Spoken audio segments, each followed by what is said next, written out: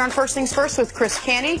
The latest wrinkle in the Odell Beckham Jr. saga involves the team owner himself, as in, the man who owns the team, as in, the man who will have final say over whether Odell gets the gigantic contract that he's seeking from the Giants. Odell coming off a pretty disappointing year. Injuries, on the field antics, off the field distractions. Team owner John Mara opened up for the first time since a video of Odell was leaked a few weeks ago, showing the star wideout with that what appeared to be an illicit substance. John Mara said he was disappointed in Beckham and then mentioned while they aren't shopping Odell, quote, no one is untouchable. Mara went on to add this: I think too often he allows himself to be put in bad situations and needs to use better judgment. As I've said before, I'm tired of answering questions about Odell's behavior and what the latest incident is. I think he knows what we expect of him, and now it's up to him.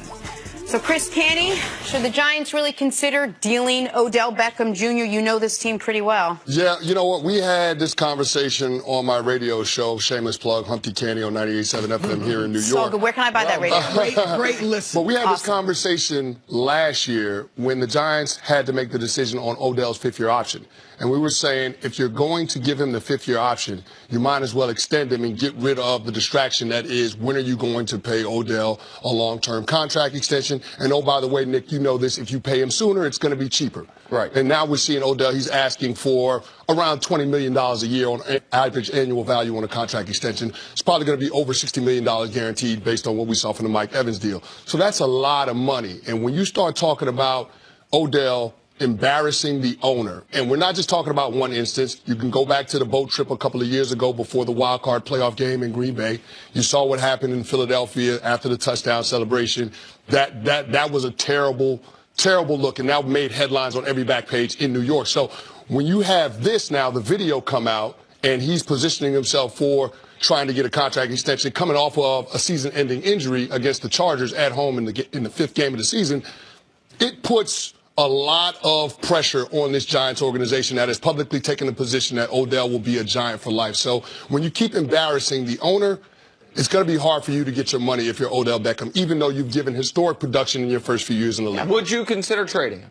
Absolutely. I think it has to be a conversation. Now, you had said that you have been told he won't step on the field, though, this year without a contract extension, right? Yeah, I heard that from Jordan Renan, which is an insider, one of the people that we work with our radio station, and also Ian Rappaport of the NFL Network is also reporting that he won't step on the field and play this year without a contract extension. Now, Odell stepped out last year on a $1.8 million contract, the fourth year of his rookie deal, and played. He should have been paid 10 times that, but he went out there. The fact that he got hurt and ended his season, he's going to be looking for that financial security. So I can understand his position as a player, because there's no question about the production that you're going to get from him. But when you start talking about that kind of money, it has to do with more than just production on the field. You have to be a leader in the locker room. You have to be a face of the franchise. And right now, I don't know that the Giants approve. Well, we know that the Giants don't approve publicly of the face that Odell has put forth for the Giants. Yeah, look, I love Odell as a player. And I can overlook some of the earlier stuff, the boat trip and stuff like that. It didn't help that he didn't play well in that playoff game. But neither did Sterling Shepard either. Yeah, and he was on the boat trip with him too. So some of that immaturity and things like even the squatting in the end zone, wasn't a good look.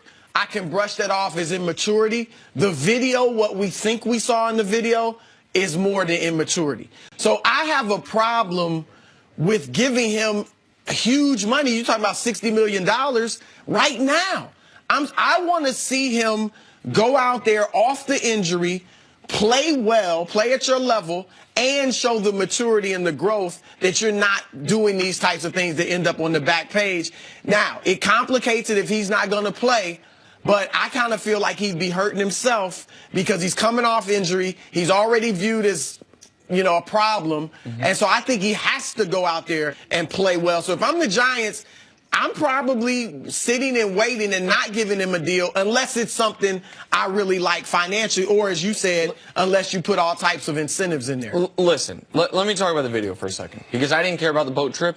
Eli Manning went on that boat. He was terrible in that playoff. No, Nick, that's not fair. Okay, that's not fair. That's not fair. I did not. I'm just. Yeah, I don't want to relitigate that. Yeah. I do not care about the boat trip.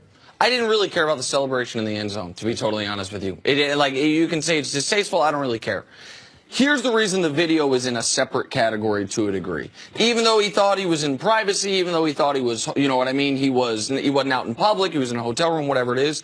Here's what I know about people and being around drugs. The first time you're around someone doing cocaine, as that appears to be, man, you are on edge. You are, I don't even know if frightened's the right word, but you are hyper aware of everything going around you.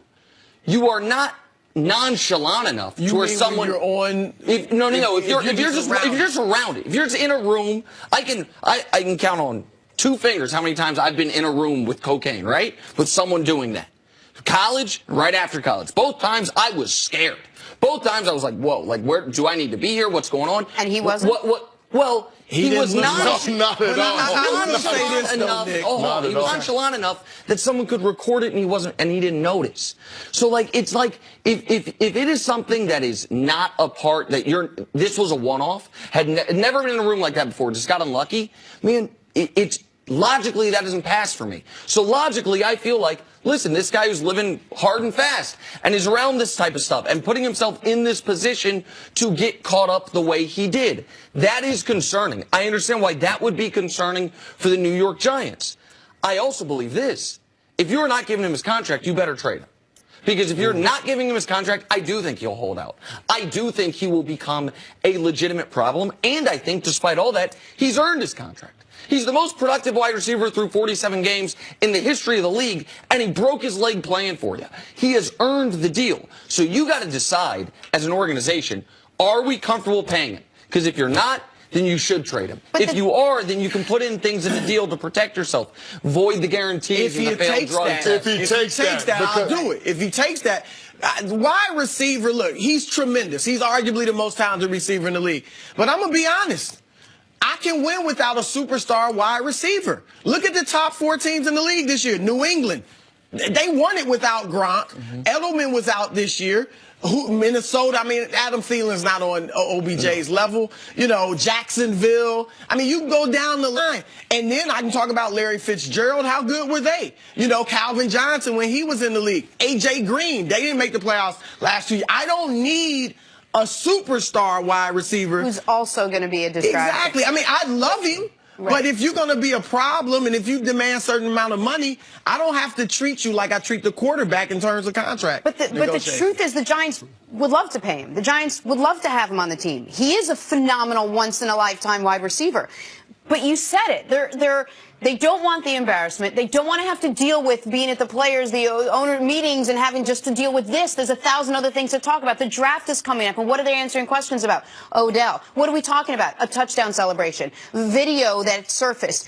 They want him to be better. They sat down with him. They called him into the owners yesterday. Last year, they sat down. They said, we need you to really think about what you're doing. Try to control this a little more. Pat Shurmur talked to him this offseason.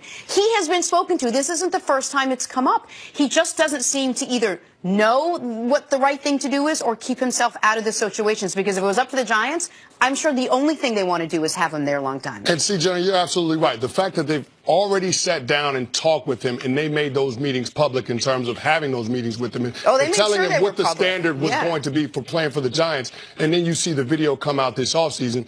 You continue to embarrass the organization, and it's a distraction, and there are questions that the owner just doesn't want to answer. And so it gets to a point where, although you have this kind of production on the field that's historic in respect to your position, right, like CB said, we can win without you. And I think the Giants are moving closer to that point with Odell because, Nick, you're right. He is the kind of person that's going to hold out, and it's going to be a distraction for your team. And while you're trying to reset the culture of your franchise with a new GM and a new head coach, I don't know that you need this on top of that. So I think the Giants have to make a decision definitively about Odell's future here in New York. Chris, stick around. We're going to see you a bit later in the show. Coming up, though, is LeBron playing his way into the MVP conversation. Next on First Things First. I thought you were throwing up a